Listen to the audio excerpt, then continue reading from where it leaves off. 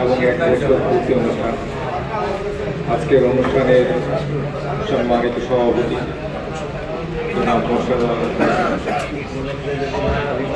বিশেষ অতিথি প্রকৌশলী পরিচিতি, বিশেষ অতিথি হিসাবে উপস্থিত আছেন বিমল কান্তি, শহীদুল আলম চৌধুরী এবং সম্মানিত খেলোয়াড়বৃন্দ, অতিথিবৃন্দ, আসসালামু আলাইকুম। খুলনা টাইগার্স যে বাঘের যে গর্জন, আজকে এই মহতি অনুষ্ঠানে এসে আমি সেই বাঘের গর্জনই দেখতে পেলাম। এবং আরেকটা জিনিস আমার কাছে সুন্দর লাগছে, এই স্টেজটা আজকে আমার কাছে একটা বিশেষ ফুটবল অ্যাসোসিয়েশনের বা ফুটবল ক্লাবের একটা স্টেজ হিসাবে আমি ঘোষণা দিচ্ছি এবং একটা আকর্ষণীয় স্টেজ আমি মনে করি। আজকে আমি একটা জিনিসকে খুব গর্বের সাথে বলতে চাচ্ছি, প্রবাসের মাটিতে আমাদের ছেলেরা 3 লক্ষ প্রবাসীদের মাঝে যারা সময়কে কাজে লাগাচ্ছে, নিজের মেধাকে কাজে লাগাচ্ছে এবং খেলার মাধ্যমে কাজে লাগাচ্ছে, তারা আমাদের দেশের গর্ব।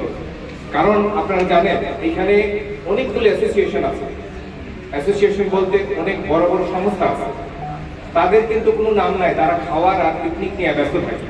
কিন্তু যারা ফুটবল অ্যাসোসিয়েশন এবং যারা খেলা নিয়ে ব্যস্ত থাকে, তারা বিশ্বটাকে, আমাদের বাংলাদেশটাকে বিশ্বের দরবারে তুলে দিচ্ছে। আমি আজকের এই অনুষ্ঠানে এসে আমি অত্যন্ত গর্ববোধ করছি।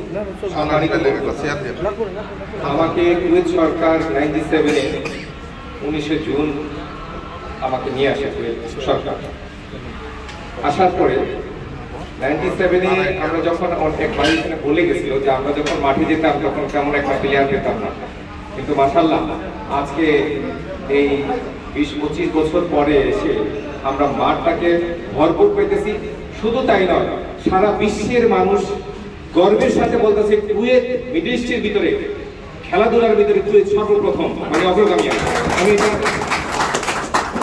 এর একমাত্র কারণ হলো আমাদের ছেলেরা, তারা মেধা দিয়ে, খেলা দিয়ে এই মাঠকে আপনার সারা বিশ্বের কাছে পরিচিত করে দিয়েছে। যেমন আমাদের বিশ্বকে পরিচিত করে দিচ্ছে কারা জানেন? আমাদের ক্রিকেট আমরা ফুটবলে অনেক আগে অগ্রগামী ছিলাম, কিন্তু ক্রিকেটটা আমাদের বিশ্বকে পরিচিত করে দিয়েছে। আমাদের ক্রিকেটে কিন্তু কয়েকজন ভালো মানের অলরাউন্ডার আছে, আপনারা জানেন।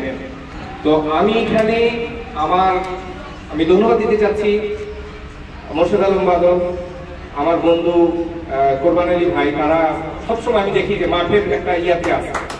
আমি তাদের কথা বলি, আজকে এখানে একটা জিনিস অনুপস্থিত আছে, সেটা হলো সাংবাদিক। আমি জানি না সাংবাদিক ভাইরা কোথায় আছে।